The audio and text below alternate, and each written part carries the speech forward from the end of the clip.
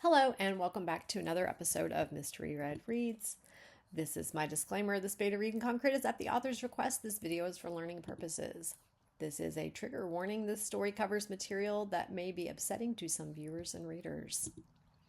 You know where the exits are. I trust you to use them accordingly. Today we're doing a beta read in concrete of a memoir. We're looking at the first chapter. We're looking at the first chapter by No-Ant-5039. We're going to call them Ant, and the working title of this memoir is A Soul Exchange. When I read for anyone, I ask that, I'm going for the bare minimum here. I really don't want to know a whole lot because I want to get you a honest first impression. And I do not look at the material before I dive in. Last read I did, I forgot to ask what genre, the working title. I was like, so this time I was like, okay, we're gonna get the basics here. All right, so we have got that. Now, so this is our first time looking at a memoir, and this is honestly my first time looking at, well, actually probably not. It's probably the second time I've looked at a memoir of sorts. They're not my specialty. So I had to kind of each genre kind of has an industry standard. Now, of course, writers are rule breakers or rule benders, and we stretch our limits, but generally each genre has a sort of industry standard type guideline that when you do it, there's expectations that must be met. And then when you pass this off or you're querying it, okay, they're going to be looking for you to meet the criteria of their industry standard. That's your starting point. Okay. So I don't always like it. I argue with it in my head, but we got to have a little guideline. What am I looking for? Because I'm going to dive into this and I'm not going to be helpful if I don't kind of have an idea of the industry standards. So I did a little bit of research, not a lot, because I'm not going to spend a whole terrible lot of time on it, but I was looking for some short and sweet. What are the basics, the gist of a memoir? Okay. I'm going to call out a couple of those, and then I'm going to tell you what the general repeating factor that came up. Okay. So we're looking for why. Why did you write this memoir? What is it about? Who you are, what happened, and where your journey starts with who you are, and it kind of should end with who you became as a result of the journey. So that's kind of the quest that you're on, is this process of evolution as a person. And there should be kind of a general repetitive or overlying theme or tone to the memoir and a focus, something that kind of stands out. For example, we're going to use Britney Spears. Just read her The Woman in Me, and the overall tone throughout the entire book is basically kind of her as a girl and her as a woman, and her not feeling like an empowered woman because these people were keeping her down. So it's kind of that's kind of the overall tone, some in very short 3 lines there. I'm not going to go further into it. I'm just saying that was a memoir that I happen to have read recently, and that was the general tone. It fit the title. The whole thing worked. Got it. So basically, it should be relatable. It also says that it should be relatable, which makes sense because when we're reading fiction, we're usually picking a character that we are drawn to and that we can relate to, and we get attached to that character. And it's not always the lead character. So that's something we could also talk about later. But let's see. It says on my notes,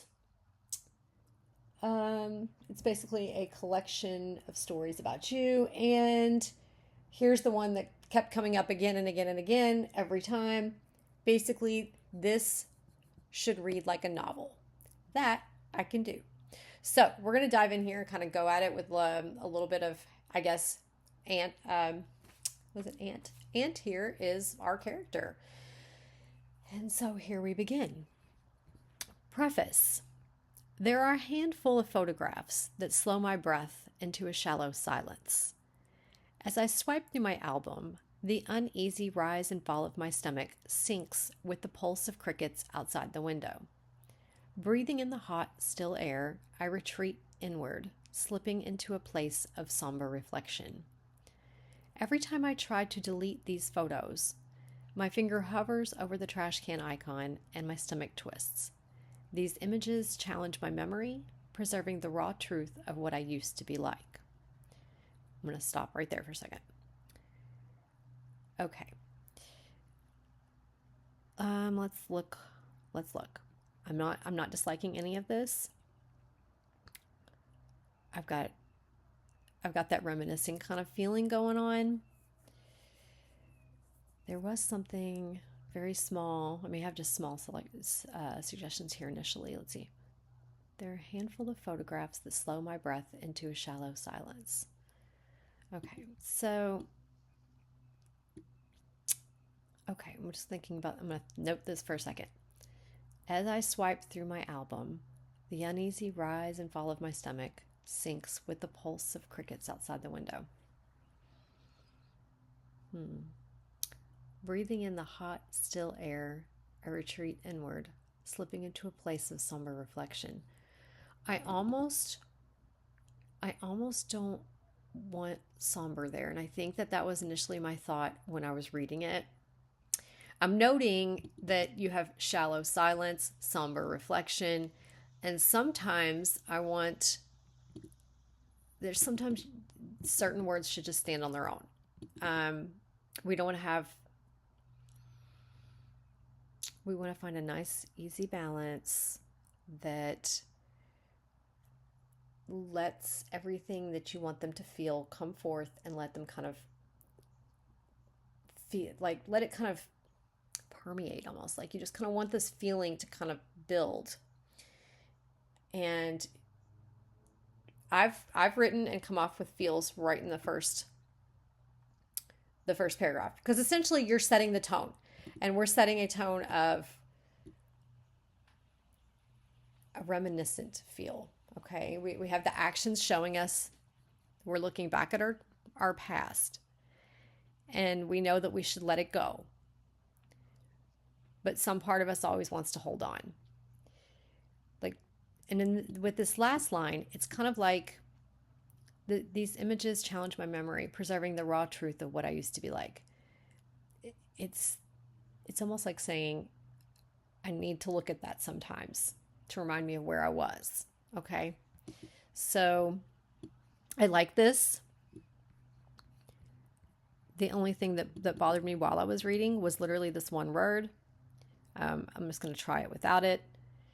Sometimes we really want to impress feelings upon our readers, so we will put words that bring up the feelings, but we don't want to have too many of them. I guess we want to have them there, but there's a sort of rhythm, there's a balance to it, and it's really hard for me to describe that. And I guess when you read it out loud, you get to feel it, and so you'll know if it's working or not. I go while I'm reading for you, and if there's a feeling inside of me that's growing and building, and it's the tone that you're setting for your story, and as I'm reading it, if a word detracts from the build in that feeling, I'm noting that word. And that word for me right here was this. It's very small. It's very subtle. It's actually technically fine to be in there, but I think it's going to feel better without it. I didn't want it there. That is entirely my opinion. There are a handful of photographs that slow my breath into a shallow silence. And I don't even know if I want shallow with silence. I don't know what it is about pairing. I don't know if it's the combination of certain words or the placement of them. Are they considered?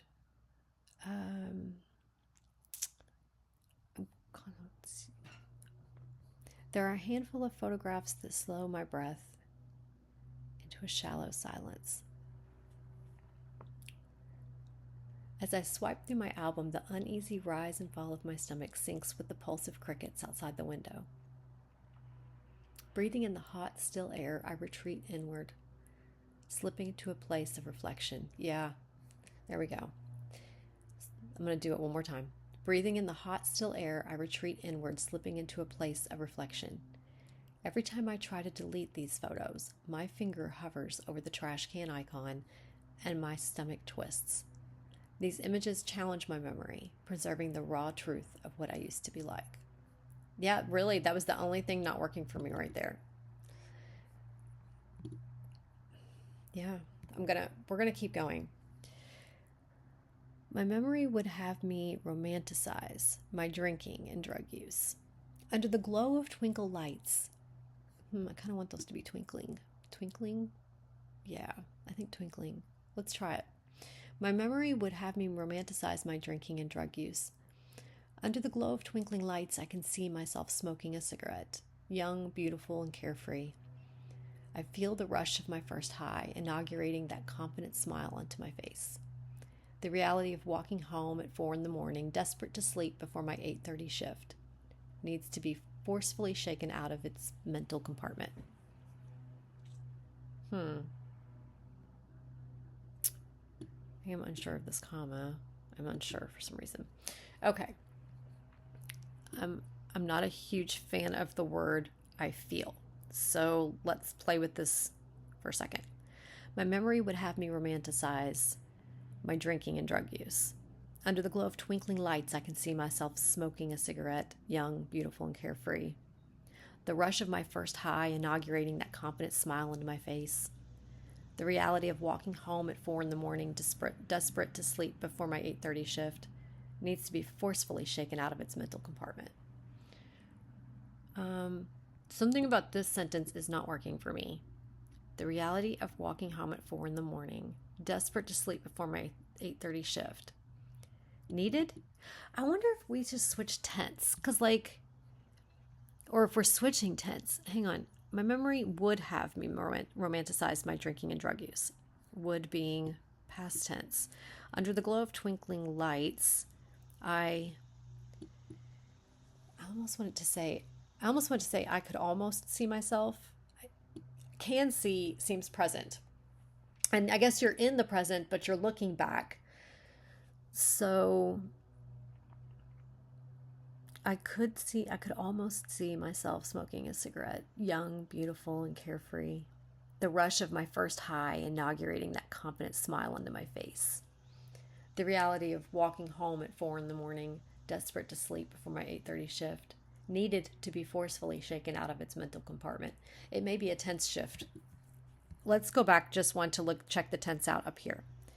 And this could be, gosh, I can see how in a memoir, and you're writing first person, it's very easy to flip-flop, so we may have to look for that. Let's just go back and look and see where we started, like what tense we started in. There are a handful of photographs that slow my breath into a shallow silence. As I swipe through my album, this sounds present though. The uneasy rise and fall of my stomach syncs with the pulse of crickets outside the window.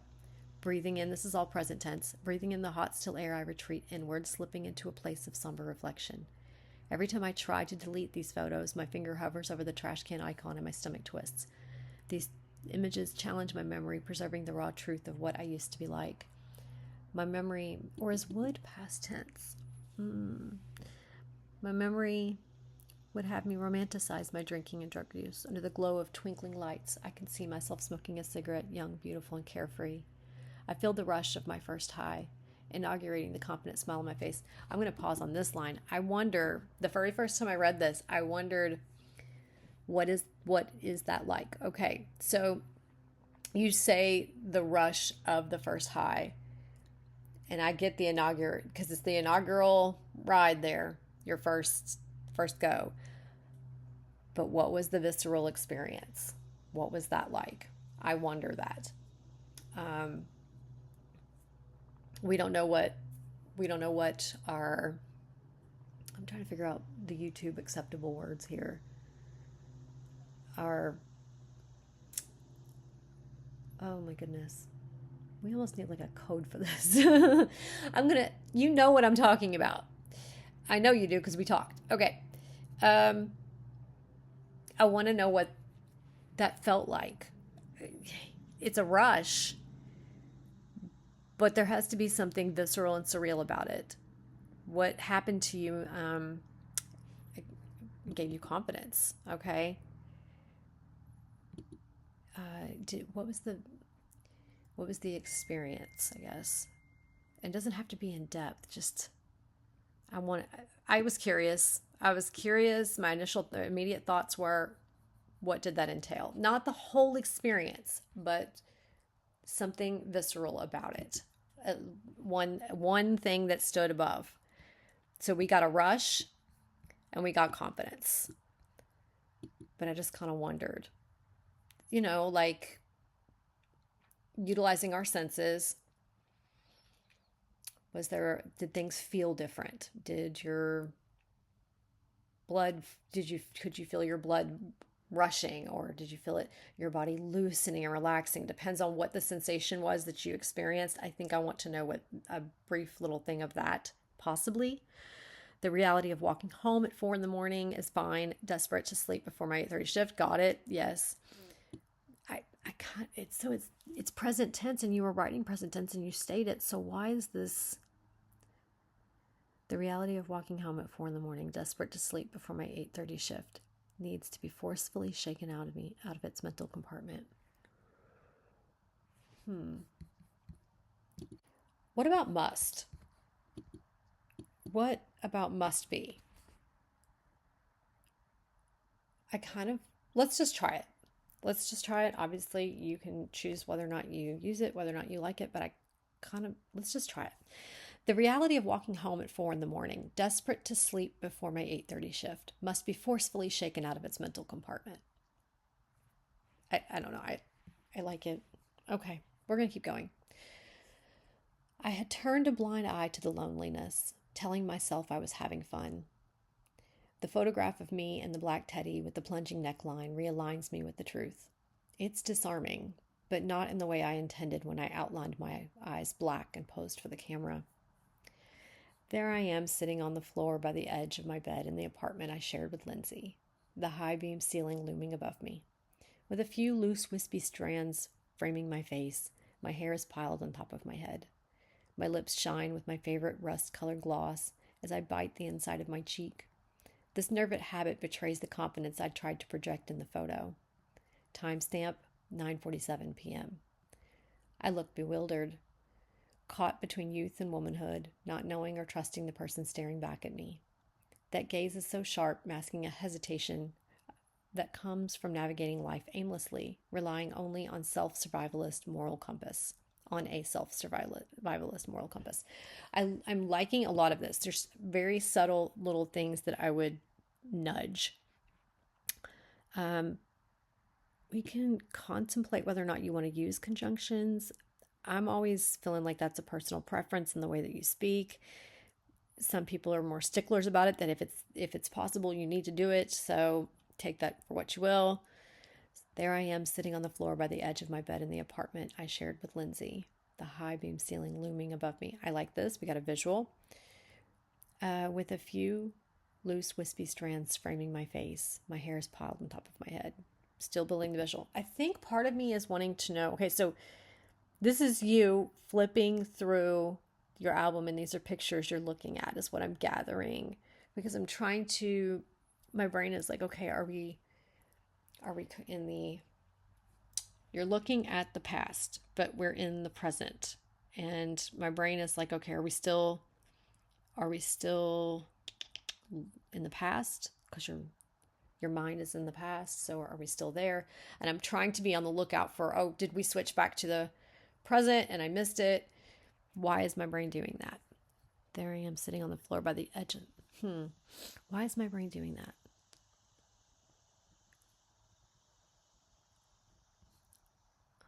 Maybe it's just, okay, it could be that my brain is doing that because it's warning me that I need to be on the lookout for it. And so like, as I'm reading, it's distracting me because it's saying, are we past or present? Are we past or present? Because we're looking in the past, but we're in the present. You're actively looking at yourself. I think we're okay. Maybe, and I'm just, whenever thoughts pop up in my head, I try to share them with you, but sometimes I want to keep reading because I get in the flow, or I get caught up in it. and then I'll forget to mention something. And I don't want to do that because half of this is literally me sharing with you the thoughts that flow through my head as I'm reading. So right now I'm being distracted by that thought of past or present kind of poking me. I think it's been okay. Like I'm as consistent is what I mean, but my brain is distracting me. I'm going to give it one more read and just there I am sitting on the floor by the edge of my bed in the apartment I shared with Lindsay, the high beam ceiling looming above me. Good, good. With a few loose, wispy strands framing my face, my hair is piled on top of my head. Oh gosh, I've got such a feeling. I've got this perfect visual. My lips shine with my favorite rust colored gloss. Great job. As I bite the inside of my cheek, love it. The nervous habit betrays the confidence I tried to project in the photo. Love that too.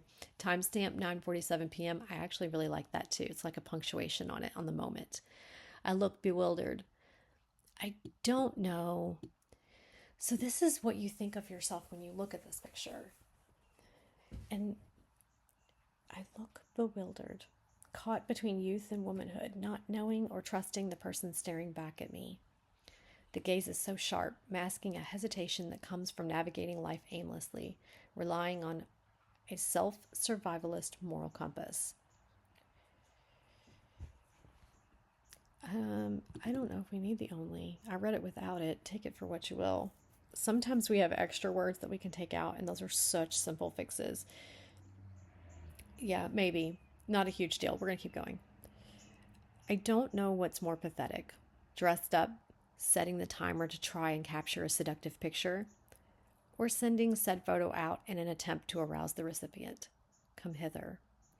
That hunting version of myself was so transparent, screaming for validation behind vacant eyes. Love this paragraph. Love it. Now, more than 5 years later, when I see myself there in that nightgown, everything about my painful vulnerability makes me want to cradle this young version of myself. Oh, okay. I don't want both. I like it. I've got the visual, I got the impact, I'm getting the feel. I understand this. I get it. I just I don't want both painful and vulnerability. I don't want you to tell me that it was painful because you're going to show me in this story that it was painful. Yeah. That's it. So let's try this.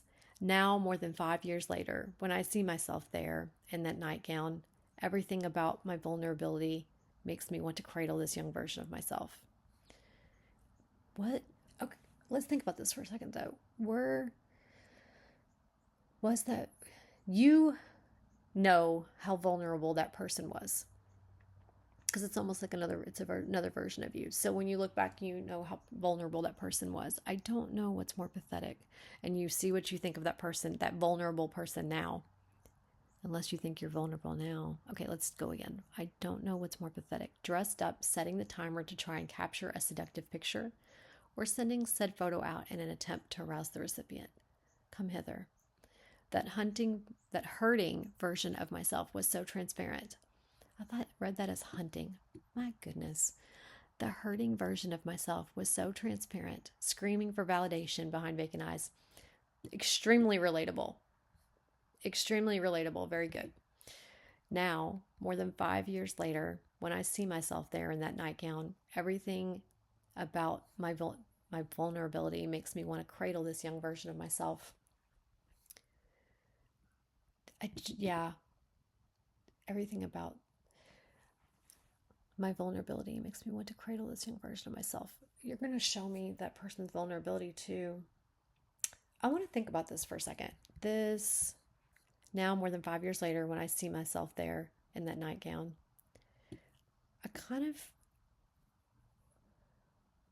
you said what she looked like, and you're saying what you think about her. Everything about. So when you look at that person in that picture, knowing what you know about them, you want to hug them. I got it. I feel like there's something you're not showing us. I know that you're going to, as we go along, but what is it that I need? There's something I need. Let me think about this for a second. Okay. Actually, I've come back and decided that I don't think I want painful or vulnerability in there. Let's try this. Now, more than 5 years later, when I see myself there in that nightgown, the girl in the picture makes me want to cradle this young version of myself. You're looking back at her and you know how she felt, but I don't want you to tell us with painful vulnerability. I want you to show us her vulnerability, and I think we're going to feel her pain by whatever was happening to her at that moment in her life. Yeah, I think that's it. I had to marinate on it for a second because technically it works, but I want it to read beautifully for you, and I want it to have the feels that you're going to deliver. Yeah, so we're going to keep going. I would tell her that she doesn't have to spark a cigarette by the Safeway to stay awake, and she doesn't have to scan her phone trying to remember the night before or strip the bed to wash the sheets. That's a long sentence, and I kind of wanted a couple commas in there. Everyone will tell you I am not a comma goddess. Now, one of the things I want to do in the future is to make little shorts of all the little grammar type reminders and rules. I don't know if I'm going to have time to do them anytime soon, but it is a goal that is out there. I would direct you to just look closer at the sentence. It reads fine. I like the visual, but I did kind of want some commas. I'm going to tell you where I would have put them. It does not mean it's the right place, but as the reader reading the sentence, I wanted a comma as in a pause. And I'm going to tell you where. I'm going to read it again, and I'm going to tell you, I kind of wanted to, I'm just going to say comma, where I would have put it for me as the reader, where I kind of needed it. Okay. That does not mean it's correct. That's just where, when I was reading it, where I kind of instinctively wanted one. I would tell her that she doesn't have to spark a cigarette by the Safeway to stay awake, comma. And she doesn't have to scan her phone trying to remember the night before, comma, or strip the bed to wash the sheets. I'd assure her that it won't always hurt so bad, and she'll be okay. Being okay because she'll finally know she doesn't deserve to hurt that bad. With the word echo here, I actually like the way you used it, so we're going to leave it alone. When it's intentional, and it's done right, it can be fine, so we're going to go. We also have a word echo on bad. I don't know if I want to have two of the same word appear twice in the same paragraph, but the way you're using it kind of works. I'd assure her that it won't always hurt so bad, and she'll be okay. Being okay because she'll finally know she doesn't deserve to hurt that bad. Okay, we're going to leave it. There's a quote by Leo Tolstoy that reads, "What a strange illusion it is to suppose that beauty is goodness." Some part of me was satisfied with the picture, beauty giving the image value. Nothing is so black and white, and the complexities of good and bad, and all the human behaviors in between, unravel from my memories. I survived myself. I kind of want...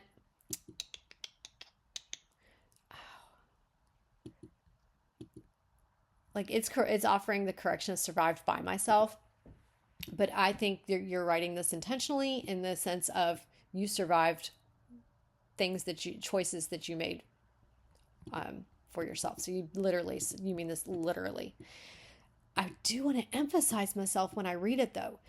I survived myself. I kind of wanted to be like, I survived myself, as if to put emphasis on that. I don't know if you want it, that's kind of a styling type choice. I don't know if you want to be like, I survived hyphen myself, or I survived, because you want it to read this way, you might put it in italics. I just want emphasis on this to punctuate, to kind of deliver a little punch there. I like the quote,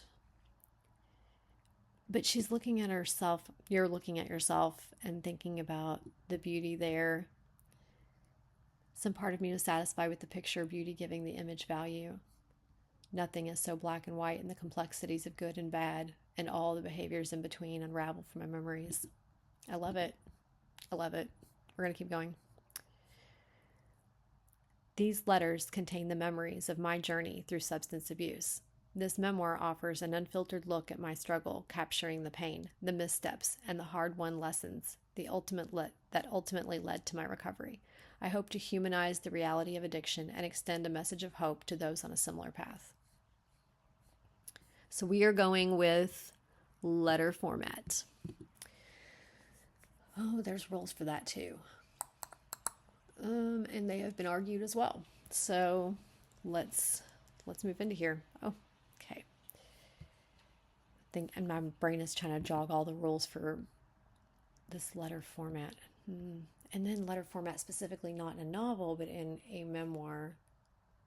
Okay, so I'm thinking about this. All right, so if we're going to write in the form of a letter, who are we writing to? Yes. Who is the person you're writing to? Are you writing to yourself? That seems like the most...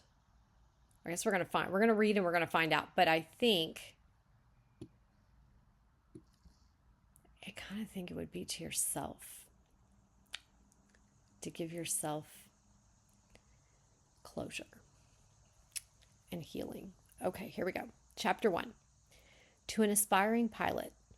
I'm thinking of you and of us. I don't do that very often, but I've felt the intrusion surfacing amongst other invited memories. I'm going to pause. I'm already thinking. You could also write it to people that you could write to people that were along that journey. Yeah. I mean, actually, you could write to a bunch of different...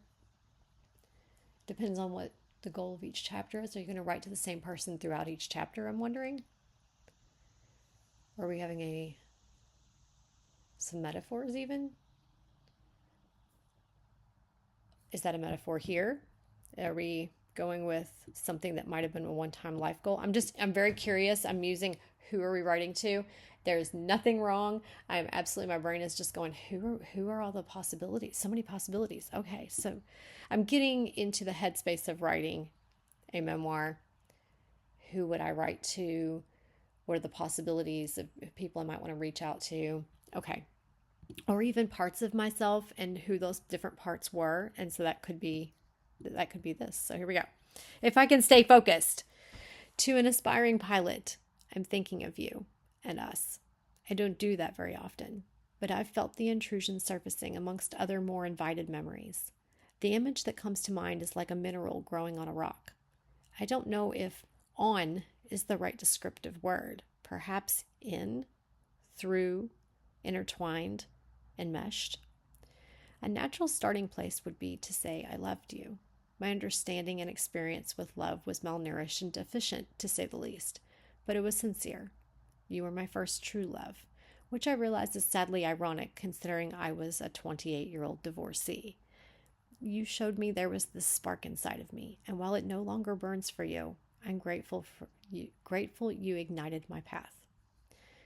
In a 3 a.m. memory, I might reimagine your freckles, those flannel sheets on the bed of your childhood room, or slinking out the bay window.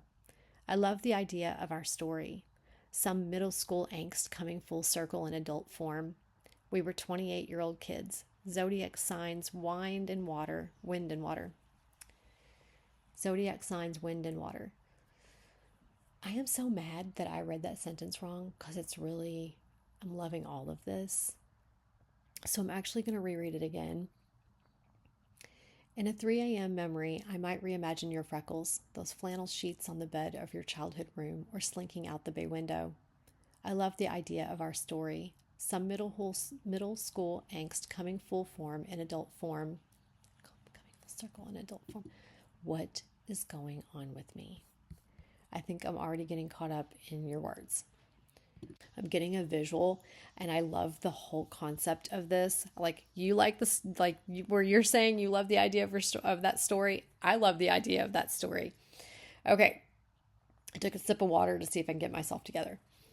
In a 3 a.m. memory, I might reimagine. No.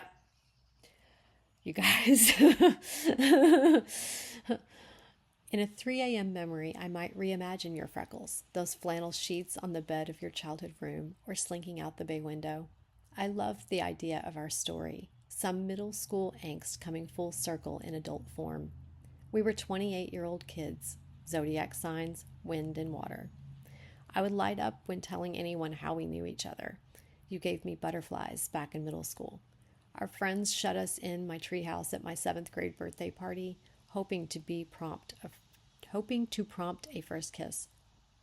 Hoping to prompt a first kiss. We were both too shy, but all these years later, the door still reads M plus K equals love. With your mom's olive skin and your dad's Swedish heritage, you turned heads. I was wildly attracted to you. It healed that awkward, gangly 7th grade version of myself to be on your arm. On your other arm, I cringed to remember your dumb Gemini tattoo. Your mom had that rock tumbler in her greenhouse, and I tossed my memories in like jade, where they banged together, a microcosm of chaos, softening against the grit. I've since emerged softened too. It takes a newfound gentleness to peel the lid off this barrel of memory conglomerate. Oh my God. Oh my God. I love it. I love it. I love it. I love it. Okay, so guys, let's look for a second at what is it that we love about this. Okay. So you've got this beautiful, vivid memory. I'm loving the play of pulling in the zodiac signs, wind and water. Now, for a minute, okay, when I first read this, let's see. So I have a friend who's a Gemini, and I believe they're air signs. So that would be, maybe I wouldn't have read this wrong if it had said air, but I get the W and W going with the rhythm of the paragraph. So, we were 28-year-old kids, zodiac signs, air and water. I don't know. I'm going to throw the option of air is out there, but if you read the paragraph and it messes with the rhythm for you, then don't change it. I just hate that I read it wrong the first time. I don't know if I was reading it silently, if I would have, but because wind and wind are spelled the same, so it makes sense that I did that. I would not have said air and water wrong, but that is if I can get my lips and teeth and mouth and all that to work together today with my brain. Yeah, but I love this, how you've got the zodiac signs down here and then you poke it as Gemini tattoo. I like that. Okay. And I like the beauty of it. Okay, because like flannel sheets are soft, and I like the thing of slinking out the window. I like that you noticed his freckles, because that's that's beneath the eyes and that's intimate. And this is an intimate moment. I love that. I do like the idea of that story. This is kind of beautiful. Okay, I would light up when telling anyone how we knew each other. Oh, I really like this. You gave me butterflies. I mean, I can feel your affection, and it's sweet. It's very sweet. I love this so much. And I really like this where like years later that is still there. I kind of got like I got that feeling that if I thought about that too much, I'd cry, because you go back and you think about your youth and your childhood or where you've been. So, and you look at some part of it that's still there in the present. So I like that a lot. And I like how you described his looks in such a creative way. And even though you've got an adverb there, wildly attractive, I still like it. It's working. Just leave it. It healed that awkward, gangly 7th grade version of myself to be on your arm. Oh my goodness. And I love how you found a flaw, something that annoyed you. I love it. And so many of the tattoos we get when we're like young and later on in life, that's not who we are anymore. And we've left this mark on ourselves that we're so sure we would never regret. I can't tell you how many people I know that went back and tried to cover it up and you ended up with something bigger over top of it. Okay. Your mom had that rock tumbler in the greenhouse, and I love this line. Okay, you guys, I love this line. Your mom had that rock tumbler in her greenhouse, and I tossed my memories in like jade. Love that. Where they bang together, a microcosm of chaos softening against the grit. Love that so much. It's so beautiful. I've since emerged softened too. Very, very nice. Very nice. It takes a newfound gentleness to peel the lid off this barrel of memory conglomerate. Oh, my goodness. I'm so happy for you. That's just stunning. I wouldn't be delving into every twisted nook and cranny of our past without mention of the tree and your body limp at the trunk. I thought you were dead. You were sick. Your 6-foot physique crumbled up over your legs, appearing so small and deflated. Blood was pooling under your ear. I dared not move you because surely a body shouldn't fold that way. I can't recall what I did with the leash and Rosie, who you'd been taunting from the branches above just moments before. There was no cell reception. My adrenaline propelled my legs in the direction of the cattle gate, feet sprinting down the trail to catch a bar. It was nothing short of a trauma to hear my own words leaving my mouth on that 911 call. And the next breath, I phoned your dad and told him the helicopter was on its way. Under the oak canopy, my voice ruptured through the chaos. You're okay. You're going to be okay. The words on an attempt to comfort myself, just as much as you. There was an unsettling loneliness about being there with your husk of a body, still unmoving and unconscious. After what felt like a lifetime, I heard sirens from down the canyon. To their rhythmic cry, I sang out, "That's for you. Do you hear that?" I must have repeated this 20 times. I'm going to pause. I am unsure about some of the punctuations like capitalization and stuff, particularly like, I think I am unsure, okay? And I want to note something else. I kind of wanted this to be like, you're okay, period. You're going to be okay. And then down here, I wanted this to be, that's for you, period. Do you hear that? Because you're writing an action scene. You're writing something dramatic that is happening. And sometimes you can use punctuation to emphasize that.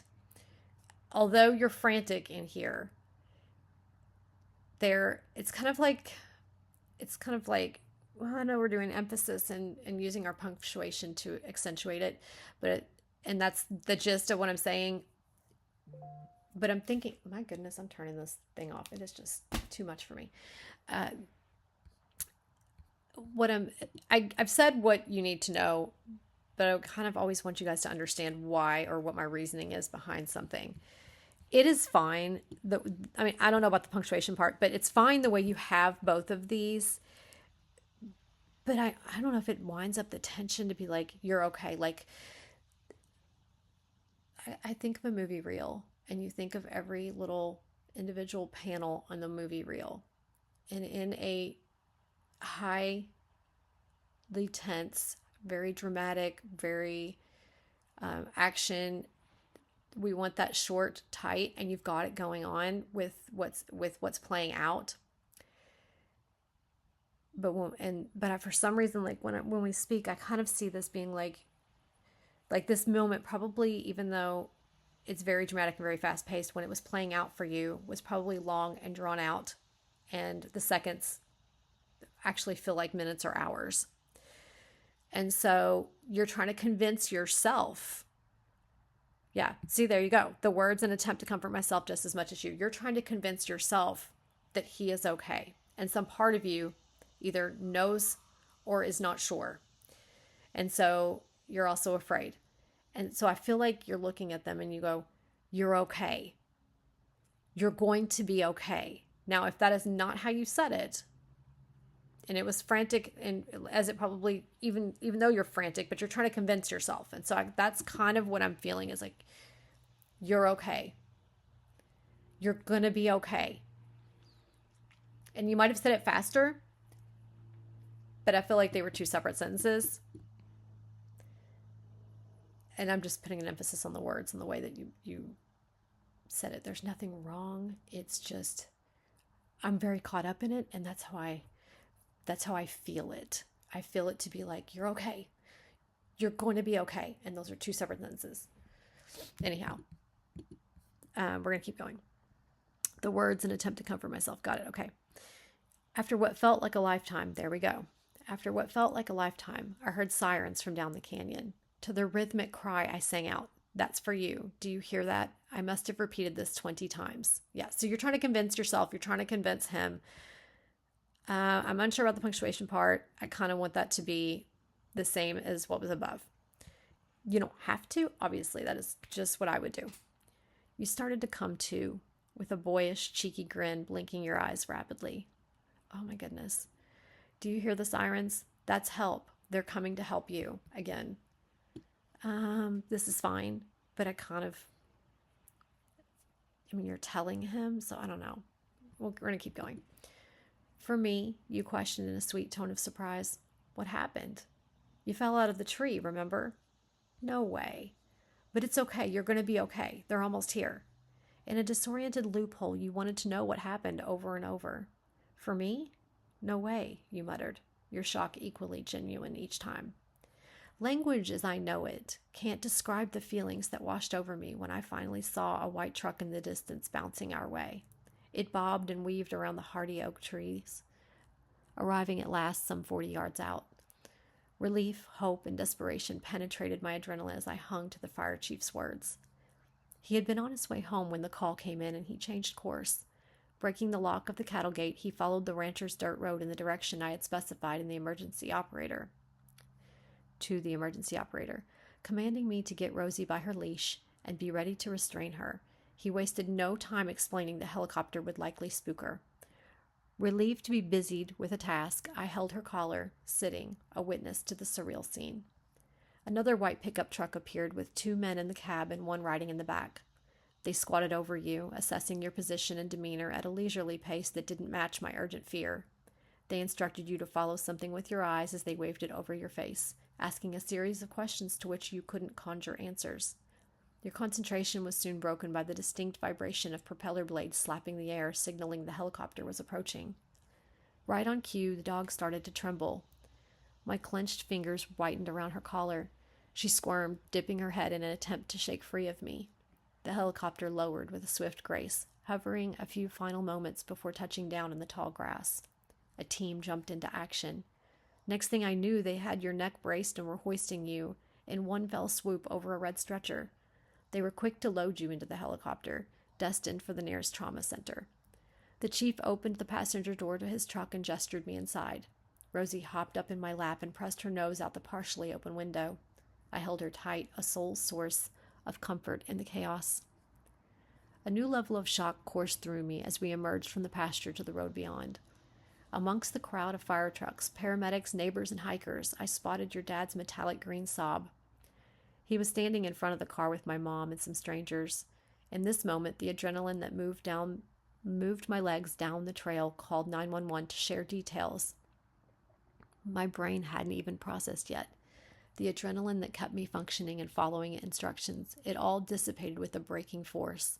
Hungry for air, I gasped into a guttural cry. I'm going to pause for just a second. This is reading really, really well. I kind of want to marinate over this one sentence. I don't know if it's just really long. Hang on. He was still going. Okay, that's the end of that one. Maybe it's just really long. Yeah, it didn't read horribly, but I did kind of I think because it kept going, I feel like I messed it up a little bit. Let's look at what we can do with it. A new level of shock coursed through me as we emerged from the pasture to the road beyond. Amongst the crowd of fire trucks, paramedics, neighbors, and hikers, I spotted your dad's metallic green Saab. He was standing in front of the car with my mom and some strangers. In this moment, the adrenaline that moved my legs down the trail called 911 to share details my brain hadn't even processed yet. The adrenaline that kept me functioning and following instructions, it all dissipated with a breathtaking force. Okay. Now, did I mess it up because I was caught up in the flow of it and it was long? I feel like that's what happened. So it's not like there's anything incorrect about it. I wonder, in this moment, the adrenaline that moved my legs down the trail. I don't know if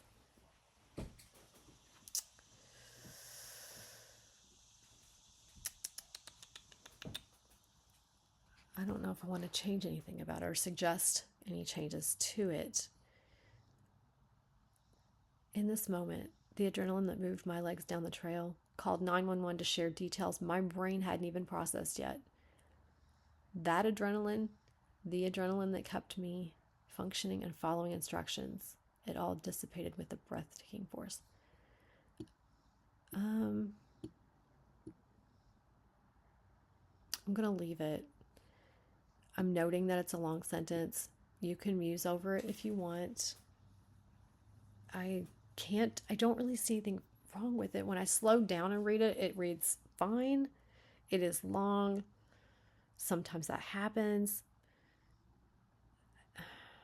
I don't dislike anything about it. I'm just going to note that it's a long sentence. You might consider trying to break it up. Maybe not. That's up to you. That's what we're going to do there. Okay. Hungry for air, I gasped into a guttural cry. And I get that. You know, like now you're seeing, oh, you're facing parents. That's a whole nother thing. Okay, here we go.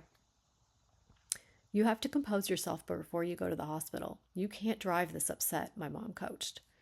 Take some time. There's no rush. There is nothing any of us can do right now anyway, your dad reasoned, a soft kindness in his voice. How chill is he? How chill is he? Are you serious? Are you serious? Okay, hang on. No offense to the gentleman out there, but sometimes dads just be like, well, you know, we get there when we get there. I'm just like, the house is on fire. Well, we should probably get out. Let's call some help. You know, I don't know. I'm relating to this a little bit with men are just kind of chill sometimes. And I'm just like, oh my gosh, I'm freaking out. And men are just like, chill. And I can just see myself being like running circles around a dude. Cause I'm gonna be honest with you. I literally do. I run circles around everybody. So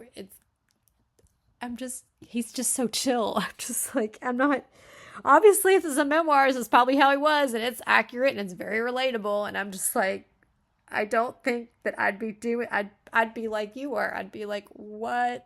But then I also here's the thing.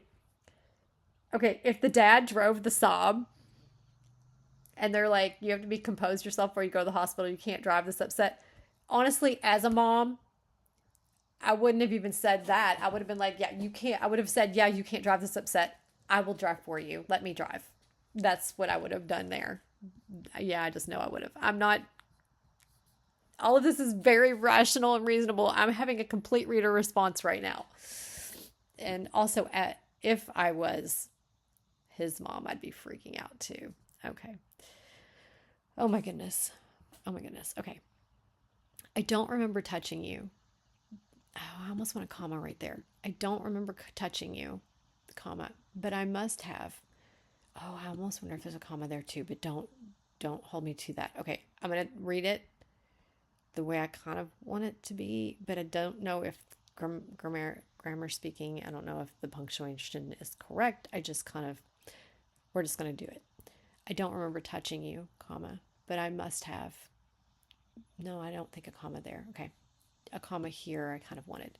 I don't remember touching you, but I must have because there was blood on my sweatshirt and someone from the crowd handed me a change to wear to the hospital.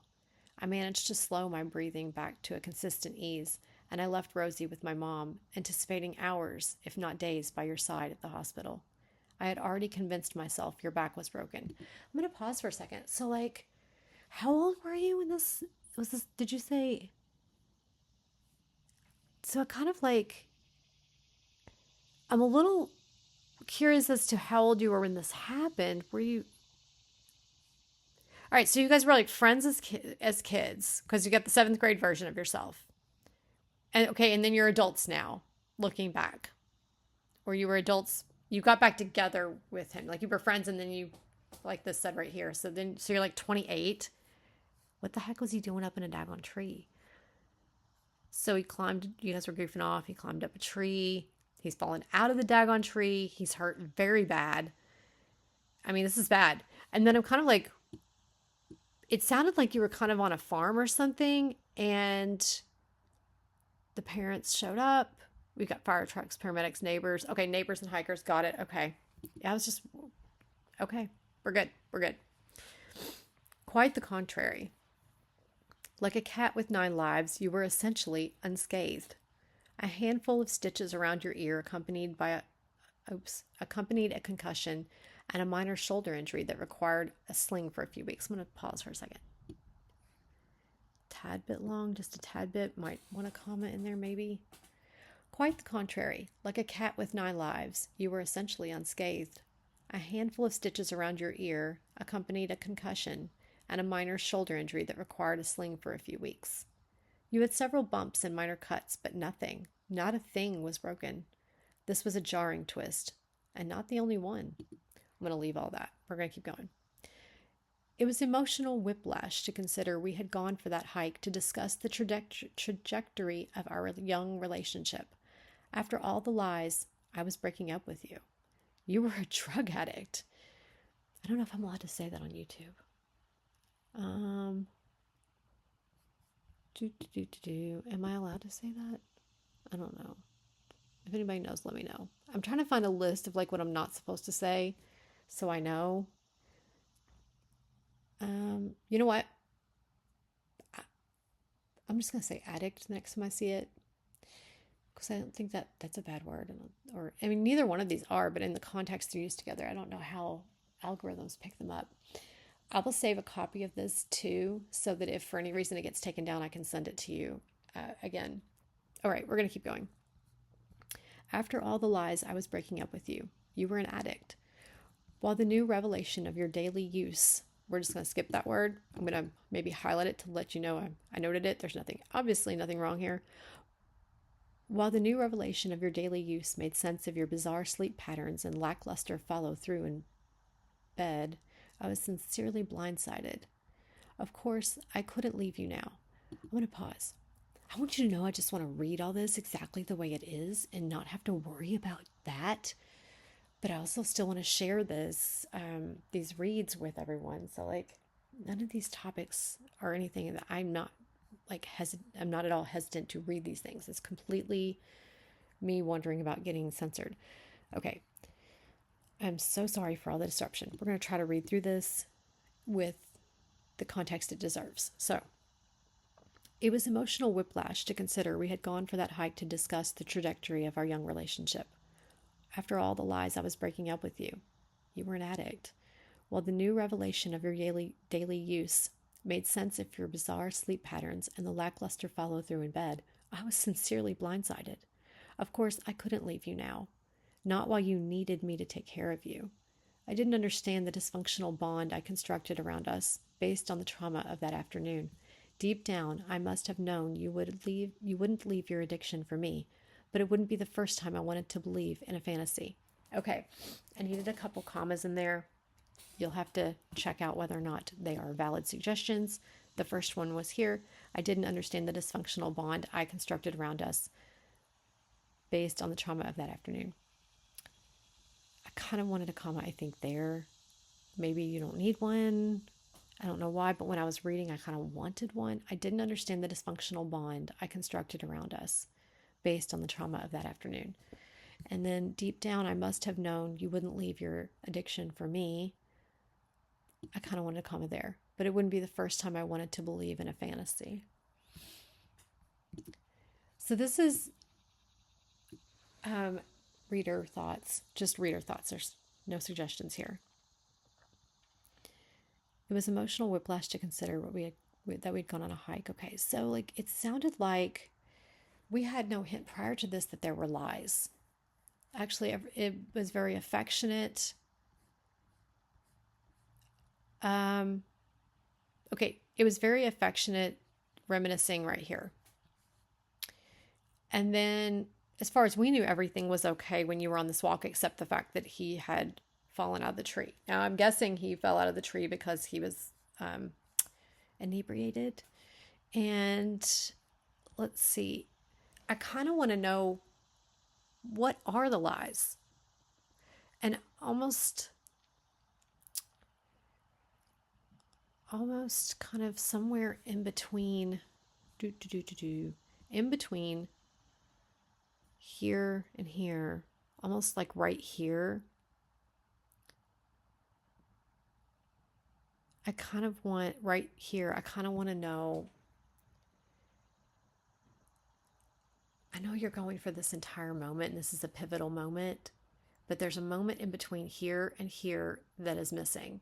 And it could only be a paragraph, but what happened in between here and right here, because this is how it began and this is how it ended, what happened in the middle, just summation in a paragraph. The information I want to know is, what were the lies? How did you figure out that this was the situation, what I've highlighted here? What were the indications? And it was a new revelation to you. Did you just discover this because of this incident? Was this the tell-all? Was like, okay, was this moment when this incident happened, when you realized that this was an issue? Did you find it out there in the hospital? Okay. Because this is like you weren't really hurt that bad, but this was the twist. Okay, so is that hinting at this revelation coming about because of this one right here, coming about because of this incident? That is my question. And the questions that I'm asking you are to help you figure out if you need to put something somewhere, something that you thought the reader knew. That's the point. Anyway, I want to know not all of them, but a couple of the lies, like the gist of the lies. What kind of lies were they? What kind of like, somebody says they're one place and they're really not, they're somewhere else, that kind of lie, that kind of thing. I don't know what they were, but that's kind of what I'm talking about. And when I'm giving you an example, but you know what the lies were because it happened. All right. So while the new revelation of your use made sense of the bizarre sleep patterns, this all makes sense. And you were blindsided otherwise. So I feel like this moment was when you found this out, but you had noted there were lies. So yeah, this is what's missing, is I want to know what this was. And I feel like it happened between this ending and this revelation that must have come about. You may want to make clear that this was the revelation that ended it for you. It was like the straw that broke the camel's back. Because that's what I'm getting. I guess if I'm still uncertain, so I need you to make it clear. Okay. And what happened in the middle, I suggest working in between the beginning and the end, kind of right there. Doesn't have to be very long. And that this was the event that revealed this right here. Somewhere in here working. Okay, you got the jarring twist. I don't know how. Maybe the doctor said something that, something that implies, okay, like if you were to say right here, the doctors told us, or the doctors told me you were but I guess the doctors don't usually say that. They don't go straight to this. They'll just come out and be like, this was in their system. Something to that effect that the doctor said would have told me that this revelation came from this event. This hints at it. But I just want you to hardcore nail that down. I don't want room for doubt. Yeah, basically, I don't want any room for doubt. After the lies I was breaking, I want to know what those were earlier on. That was in the middle. And we covered this. While the new revelation of your use made sense of the bizarre sleep patterns, got that. Of course, I wouldn't leave you now. Oh my goodness. Okay, so you had intended, I think you might say, I was going to break up with you. Yeah, you might say I was going to break up with you. Because now I'm kind of like, wait. Here I thought you were breaking up because this was the last straw. But then I get down here and now you're saying you're not going to leave. Okay. So yeah, I was going to break up with you, but now I can't. Okay, I need that going to, which usually we would cut that out, but in this case, I needed it. And that's the beauty of having a beta reader, because you that. Yeah, that's why we do this, so that we can determine what, sometimes we have to put the extra words back in to make it super clear. Okay, we're gonna keep going. So, not why you needed me to take care of you. Oh, I hate that so much. I hate that. I didn't understand, not in the writing sense, in the reader sense. I didn't understand the dysfunctional bond I constructed around us based on the trauma of that afternoon. Deep down, I must have known you wouldn't leave for me, but it wouldn't be the first time I wanted to believe in a fantasy. Okay, we're going to keep going. You weren't the type to comply with bed rest and doctor orders. Was it that you didn't want to be cooped up, or you needed another fix? The night after your fall marked a pivotal moment, not just in my memories, but in the course of my life. The guys were going fishing in the canals along Interstate 5, and it was frustratingly useless to try to convince you to stay home and rest. With a bottle of bourbon, can we say whiskey? I think there's nothing wrong with saying whiskey. We're going to say whiskey. Hang on a second. I had a thought back here and it's distracting me. The night after your fall marked a pivotal moment, not just in my memories, but in the course of my life. The guys were going fishing in the canals along Interstate 5. Yep, right there. Let's take that out of this. We're going to read this sentence again without that. The guys were going fishing in the canals along Interstate 5, and it was useless to try to convince you to stay home and rest. With a bottle of whiskey in the back seat, I conceded to tag along in some illusion of control motivated by my distrust. Okay, hang on. I conceded to tag along in some illusion of control motivated by my distrust. Okay, there is technically nothing wrong with what you're saying here. I conceded to tag along in some illusion of control. I almost say with some illusion of control, motivated by my distrust. And I almost want a comma right there. Okay. Let's just taste that for a second let's just retaste this paragraph with just a couple subtle changes.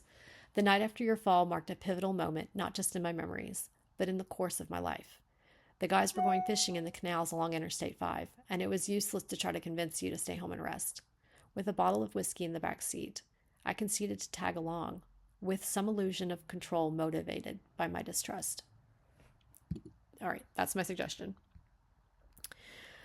I knew there'd be that, and I knew I was going to try it. In my mind, it was this thing you loved more than me, and I was spitefully hurting no one but myself when I took that first time. I am changing a couple of your words. I'm going to highlight the ones I'm changing just so I don't get in trouble. And I'm so sorry to have to do that. And I'm not even sure which ones I should be. I'm just kind of guessing at what might get me flagged, and I think that's kind of a distraction. Also, adverbs. I get why you're saying it though, because you're like, you were bitter. Like, what is so great about this that it's more important to you than me? And I can relate to that. And kind of resenting it even as you did it. So I kind of like it, but I don't know if I want it there. Or maybe we don't need it because what you're doing makes it clear. Let's play with this for just a second. I knew there'd be, and I knew I was going to try it. In my mind, it was this thing you loved more than me. And I was hurting no one but myself when I took that first time. There in the dark of night, in an almond orchard, I bent over the tailgate and inhaled the powder through a $5 bill. My rationale was nothing short of deranged.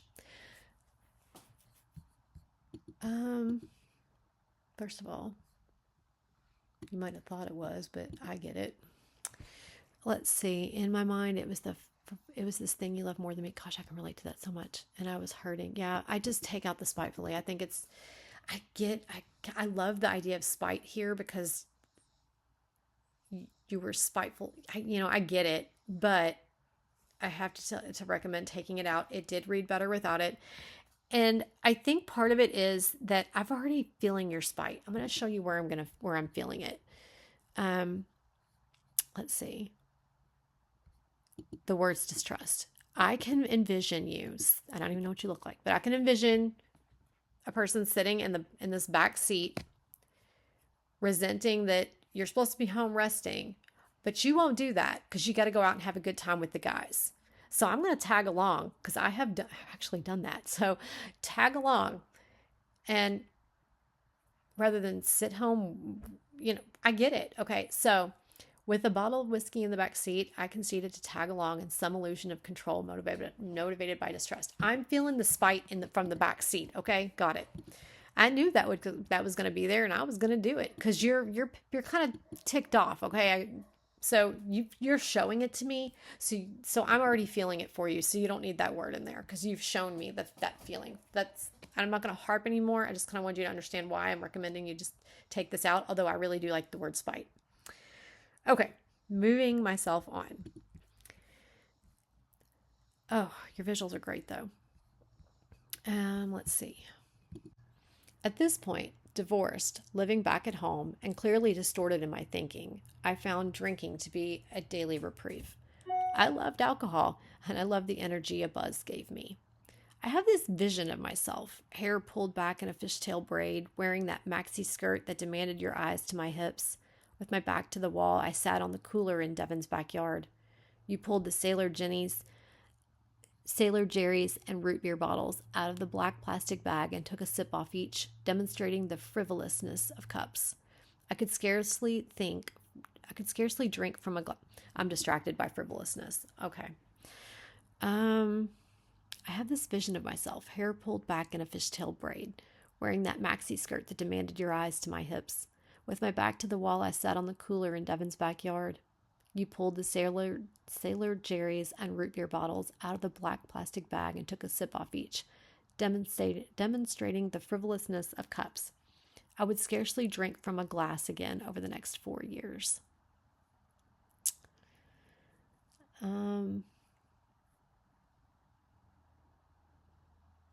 Do we really see cups as frivolous in this situation, or do we just want to drink out of the bottle because we're lazy? And we kind of think we look cooler that way. Maybe. I think it's fine. Okay, I think it's fine. And also, let's see, it's not too terrible long of a sentence. You pulled the Sailor Jerry's and root beer bottles out of the black plastic bag and took a sip off each, demonstrating the frivolousness of cups. I would scarcely drink from a glass again over the next 4 years. We're going to roll with it.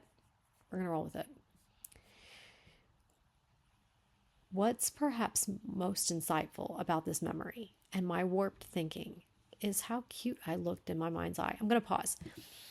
So I'm pausing for a reader thought. Kind of. I got to muse this out because I'm noticing, and this could be one of the things that you're supposed to do in the memoir, is to have that you're pointing out your thoughts at that time.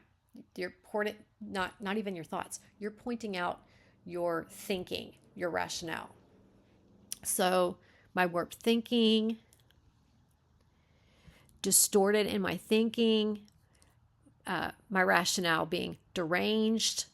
So, but what I'm kind of wondering is,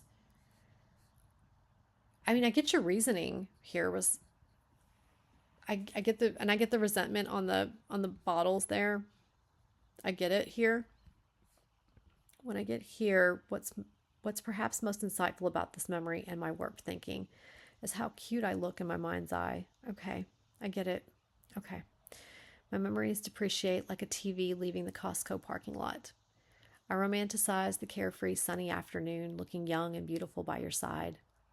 More accurately, I proceeded to trip over the skirt riding a scooter and scrape my face on the merciless concrete. Beautiful. Blood dripped from my chin and eyebrow before turning into a scab, surrounded by yellow bruising.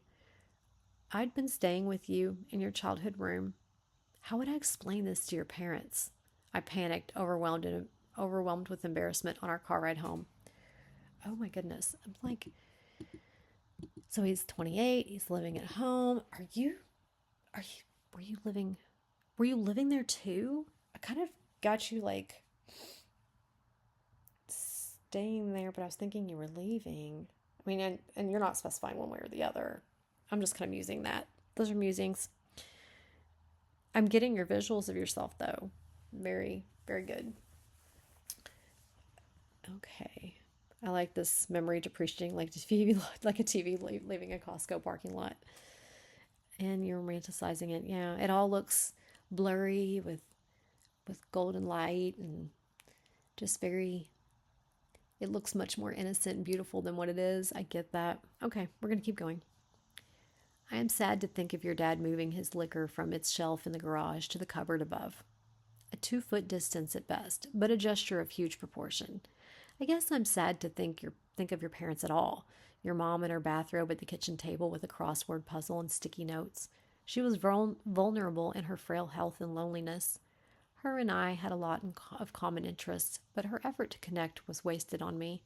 I suspect your dad knew when he dropped you off at my apartment in the end of our relationship that the life he'd hoped for you was so far out of reach it might as well be in the garage cupboard too. I like this paragraph. I like it. I like where you started there, and I like where you ended it. Okay, and it also answered the question. So you were living on your own in an apartment. Got it. Everything was receding further from my grasp. I kind of feel like this is your unraveling. Okay. As a boy, you imagined following in your father's footsteps of becoming a pilot. You lacked the discipline to study for your written tests, so your dad sent you off to a flight school hours away on an old military base. Having invested so much money and resources into your dream, he hoped desperately that the structure of this school would finally yield your commercial license. I couldn't imagine you sobering up to have a career, especially one flying airplanes. Would I even want that? If you were sober, it would challenge my own habit, and worse, if you were a sober pilot, you wouldn't be at home at night, stuck on a layover in Atlanta or Seattle, gone. In a fantasy world, I imagined having your blonde-haired babies. We'd pick Swedish names honoring your heritage and have a fridge of groceries of our own. Reality was even further away than your new school, and you weren't home at night. I longed for age-appropriate things. I wanted validation. I wanted you to want me. And then you were gone. I still craved validation, and I wanted anyone to want me. When you came down for a weekend and I told you I couldn't be with you anymore because I needed to focus on my drinking, what I really meant was I needed to continue my drinking without the confines of a relationship so that when I woke up next to someone else, it wouldn't hurt so bad. I was unraveling, and the pain that from that inner turmoil was excruciating. I'm going to pause for a second. So,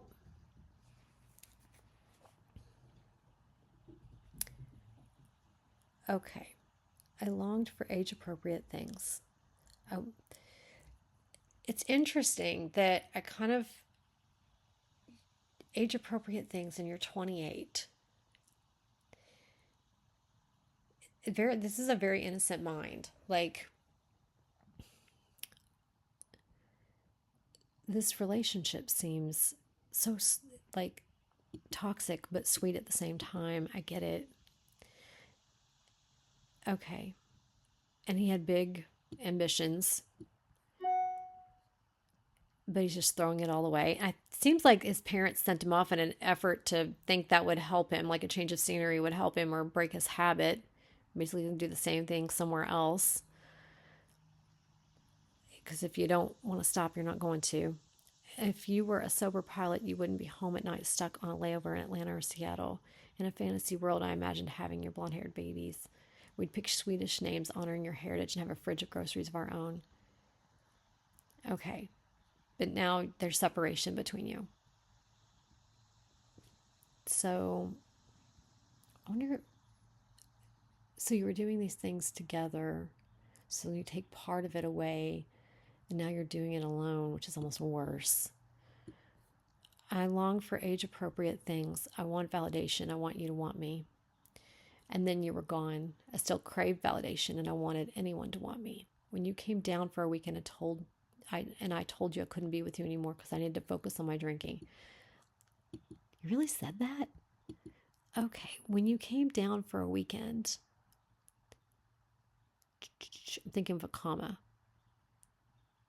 I almost want this to be when you came down for a weekend, I told you I couldn't be with you anymore because I needed to focus on my drinking. Almost maybe. It's very subtle change. Let's taste it both ways and see how you can pick how you like it. When you came down for a weekend, I told you I couldn't be with you anymore because I needed to focus on my drinking. What I really meant was I needed to continue my drinking without the confines of a relationship so that when I woke up next to someone else, it wouldn't hurt so bad. Or when you came down for a weekend and I told you I couldn't be with you anymore because I needed to focus on my drinking. What I really meant was I needed to continue my drinking without the confines of a relationship so that when I woke up next to someone else, it wouldn't hurt so bad. Either way. So clearly you're confessing to affairs, which I'm honestly assuming that he was probably doing as well. Let's see. The difference probably being there was actual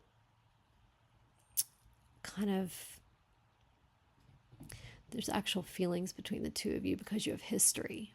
And maybe it's that sweetness of the history of who you were with him is what you were really holding on to. We're going to keep going. So, and I, just like I said, you're unraveling, although I caught it back here. Here we go. Do you remember that night? You were sitting on the foot of my bed and I sat in front of the mirror on the floor. My reflection piercing back at both of us. I'm wondering if that should be pierced. And I don't like pierced there. Peering back at both of us, maybe? I feel like it's glaring at you. Oh, maybe it is. There's something not working about piercing or pierced. Oh, gosh. Penetrating. Glaring. Okay. Let's get more context. Do you remember that night? You were sitting on the foot of my bed, and I sat in front of the mirror on the floor, my reflection peering back at both of us. Of all the sick and twisted things, it's that moment in the mirror that begs for an exorcism. Lines were crossed. How does this memory coexist with the sun at golden hour over the valley? How do we laugh at the pier and weather the come down? How do I hold space for all the things I wasn't equipped to feel and honor the healing I crave now? Whoa, hang on. I kind of want this to be peering back at both of us, or, oh gosh, I feel it. I feel it just like a deep, I feel like a deep, endless kind of, I'm liking this visual here. Do you remember that night? You were sitting on the foot of my bed and I sat in front of the mirror on the floor. My reflection, I really want to be peering back at both of us. Of all the sick and twisted things, and it's that moment in the mirror that begs for an exorcism. Lines were crossed. What lines were crossed here? You are sitting on the foot of the bed and you're staring at the mirror. And your reflection is peering back at you and it wants an exorcism. So whatever you're seeing inside that mirror is crying for cleansing. Lines were crossed. What lines were crossed? That's what I want to know. How does this memory coexist with the sun at golden hour over the valley? How do we laugh at the pier and weather the come down? I'm liking this. These are beautiful. How do I hold space for all the things I wasn't equipped to feel and honor the healing I crave now? Beautiful, beautiful. Love it. I just need to know what the lines were that were crossed. Are you talking about all that's happened up to this moment? And what we, the reader, know has happened up to this moment is that you guys are lying. You're doing the things. But we still didn't know what the lies were. I asked for that. We know you're doing the things separately and, well, together, then separate, because you're not, now you're apart, you're being separated. And I'm guessing like you've got, when you visit each other or when you see each other, you're still doing the things together. I guess we need it to be clear what the lies are and what lines are crossed. And the reason I'm saying for the details is because I've got the feels, but I don't know the details. That doesn't have to be really long. If you think about the details, pivotal moments will stand out, just like this moment in the mirror, just like him falling and hitting his head, just like him going away and his dad moving the beer bottles. But those are the moments that happened. The actual things, those are what you're remembering. But the actual lines that were crossed, see, I don't know what those lines were. But those lines that were crossed, be a little bit specific. You don't have to say a whole bunch of them, but there's ones that will stick out in your mind. Okay, so when I ask you what lines were crossed, what immediately pops up in your head? Write that down. And then look at it. And then figure out if it has a place anywhere in here or if it needs its own place. But I want to know what lines were crossed. I want to know what the lies were.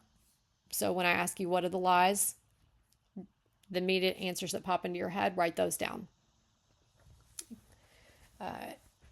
It's hard for me to suggest where to put them or how to work them in because I don't know what they are. Because it's my inclination to be helpful when I ask a question and point something out. I like to help you get where you need. If I can show you where to tuck it or what to put there, I do. But sometimes I don't have the information. In this case, I don't. But as a reader, I need you to be more specific. All right, we're going to keep going.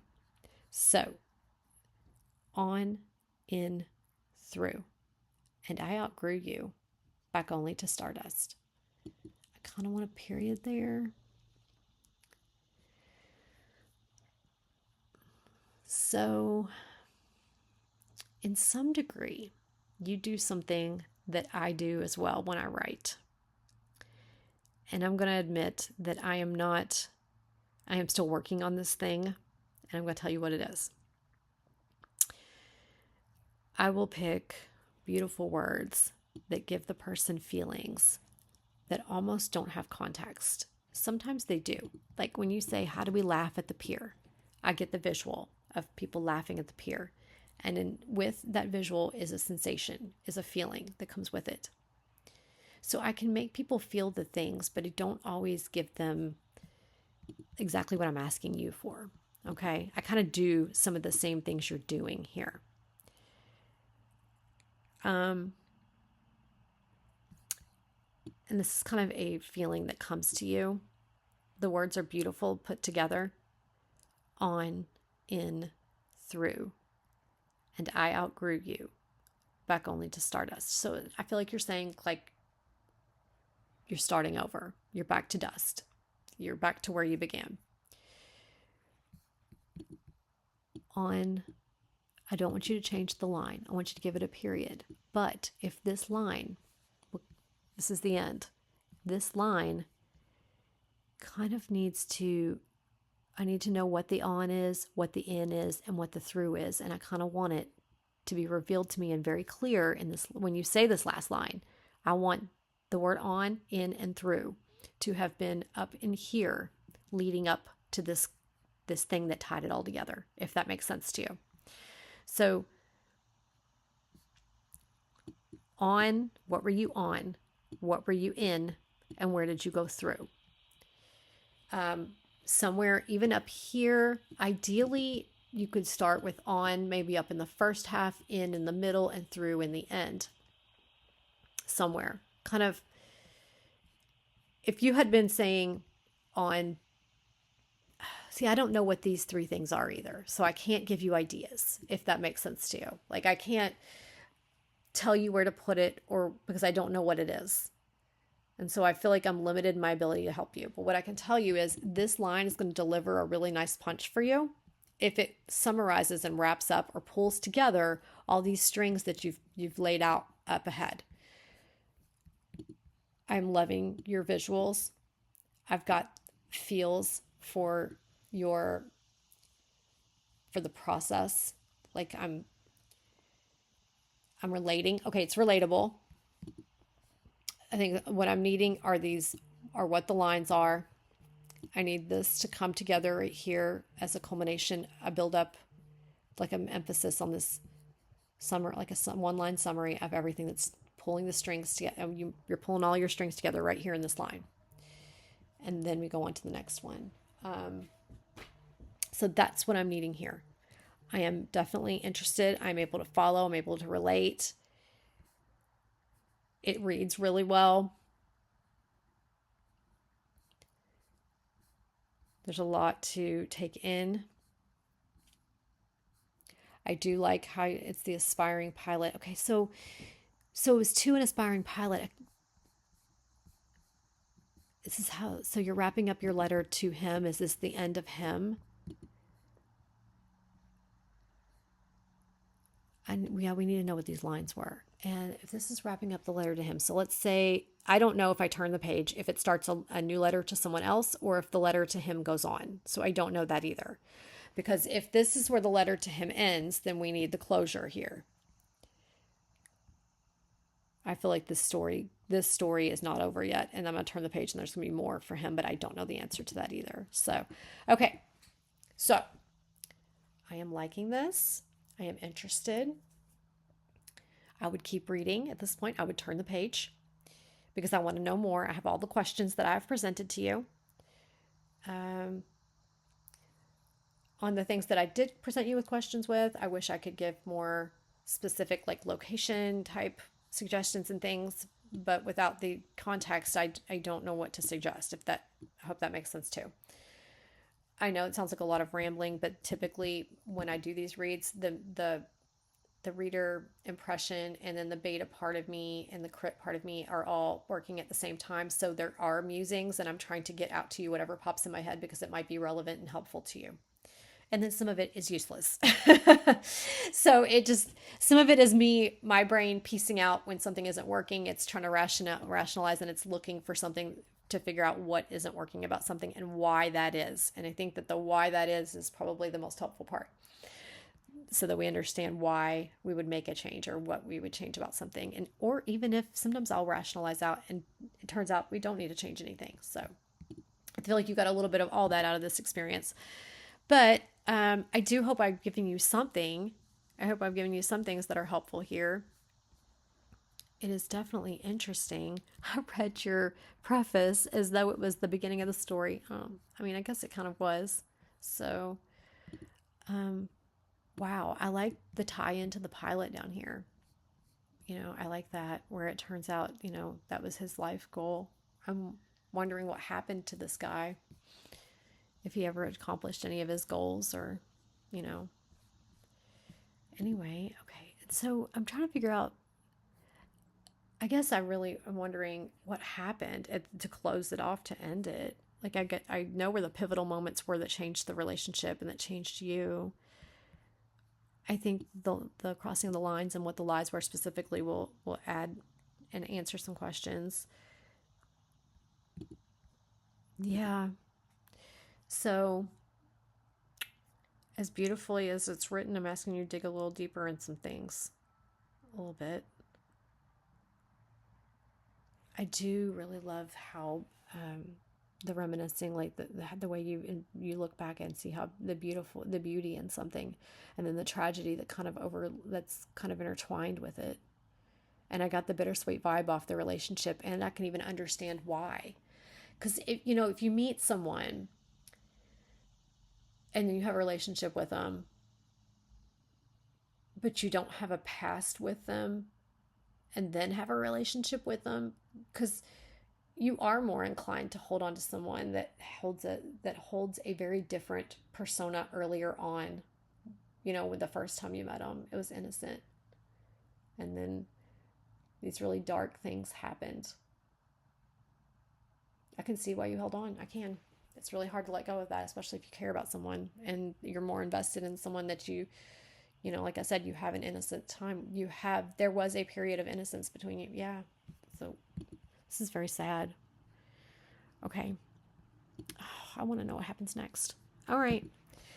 Oh my goodness. I got to stop. Okay. Because I'm at the end and I can't turn the page. Oh my goodness. Okay. Well, Aunt, welcome, and I hope that I have helped you in some way, shape, or form, that you get something delicious out of this read.